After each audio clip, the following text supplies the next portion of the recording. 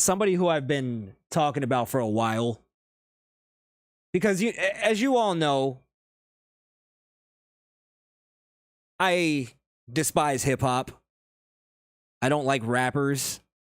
I think they're all a bunch of liberal jerk-offs who think they're above politics, but they don't realize they're the most political hacks in the fucking world.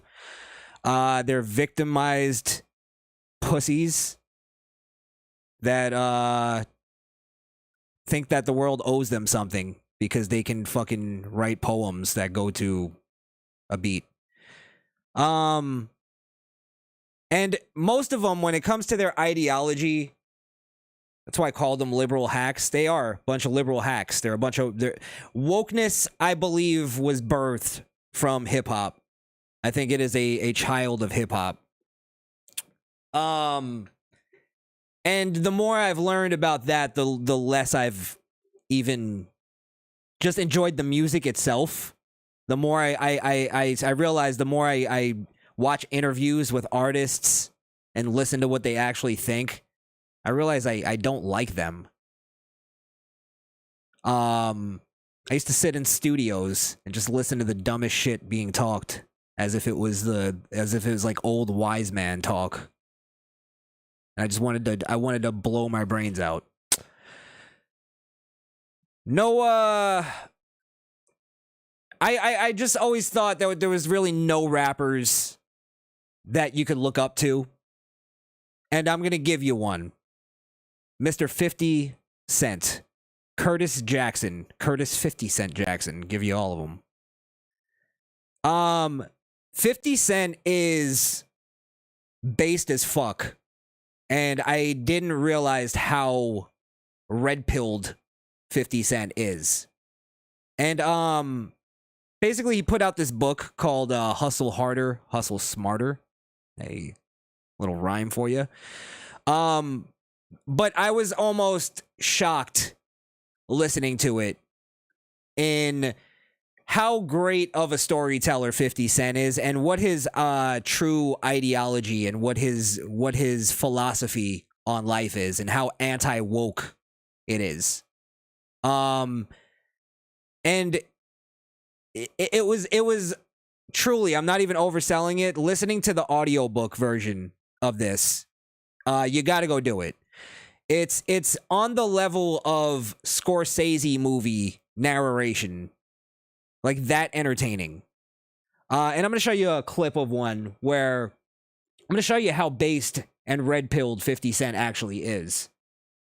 And when we talk about artists, how people will give Jay-Z this credit of being a man who drops jewels on everybody. Oh, he told me to buy a Basquiat, so now I should look up to him because he dropped some jewels on me. And it's like he's not giving you real jewels. This book, 50 Cent actually breaks down the music industry on like he exposes the music industry. And really, he's teaching you how to work the system and use the game to become successful. Or how he did it at least. I don't know if it's still possible. So I'm going to play just a clip of how 50 Cent explains that he had to break out of the hood mentality and how the hood mentality is what costs a lot of these rappers their lives. He gets into Nipsey Hussle. Jam Master Jay is another example he uses. But you're going to hear 50 Cent say some things that people would say that a black man shouldn't be saying, and he goes completely against that. It seemed like it's only in the African American community that we have a hard time walking away from our struggle. If we don't stay connected to that struggle, we'll somehow lose whatever it was that made us successful. I know that feeling very well. Being afraid to cut the umbilical cord to the hood is why I bought Mike Tyson's place. But at least I had the sense to bring the hood to me, instead of staying in the hood itself. I know a lot of people who've made that mistake, and some have paid the ultimate price for their unwillingness to walk away. A tragic example was my friend and mentor, Jam Master Jay, who was from Hollis, Queens. As a member of Run DMC, Jay personified the pinnacle of success in our neighborhood. He sold millions of records. He toured the world. I'm going to skip ahead to where he starts talking about Nipsey, because he gets into like sort of a long-winded story on Jam Master Jay. But But you hear already, he's saying, for some reason, it's only the African American community, the black people, that feel like they have to stay connected to their struggle. What he's talking about really is victimization, keeping the victimhood mentality. And he's explaining how you have to break away from that in order to become successful and to get out of your own way. And how it's gonna get you killed if you stick to it.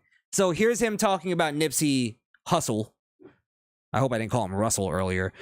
Nipsey Hussle and how it got him killed. And you're gonna see how much of a realist 50 Cent is and how based 50 Cent is. When people say the government killed Nipsey, they're just not being honest or realistic. The government didn't kill Nipsey. Allegedly, a sucker named Shitty Cuz killed him. That's the depressing truth. And he didn't kill Nipsey because Nip was a threat to any status quo. And no one paid him to kill Nipsey to protect Pfizer or Johnson & Johnson. No, Shitty killed Nipsey because he was a hater, plain and simple. He was a snitch, and when Nipsey called him on it, Shitty reacted with violence. He couldn't stand that someone as successful and beloved as Nipsey didn't want someone as unsuccessful and untrustworthy as Shitty around. The crab in the barrel mentality is what killed Nipsey, just like it killed Jay and so many other successful black folks that stayed in their communities after they found success. That's why, when I started making legitimate money, I left the hood and never looked back. Sure, I'll visit from time to time, but I'd never move back permanently. If I did, there's zero question I would have been negatively impacted. Yeah. I mean, this is coming from, in my opinion, probably the realest gangster to ever be a rapper. And that's why I think 50 Cent kind of ruined hip hop in a way, where it was not his fault, because he was one of the very few real gangsters in hip hop, and he pulled everybody's card when he came in. And he exposed hip hop. He really did. And I think 50 Cent, he talks about it all the time, how there's people that don't want to work with him, or he steps on a lot of toes in the industry and this and that.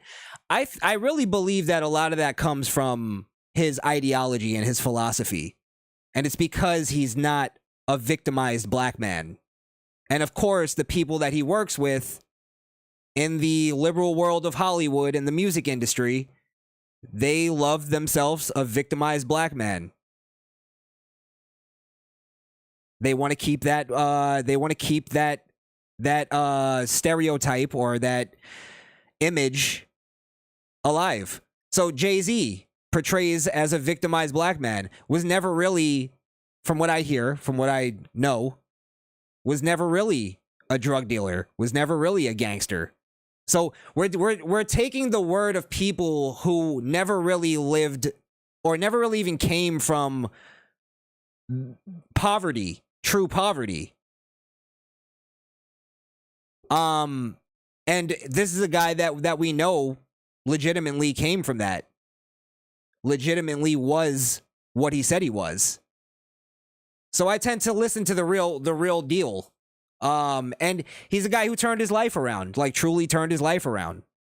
He got away from the hood shit, and he took it where people called him bougie and called him whatever.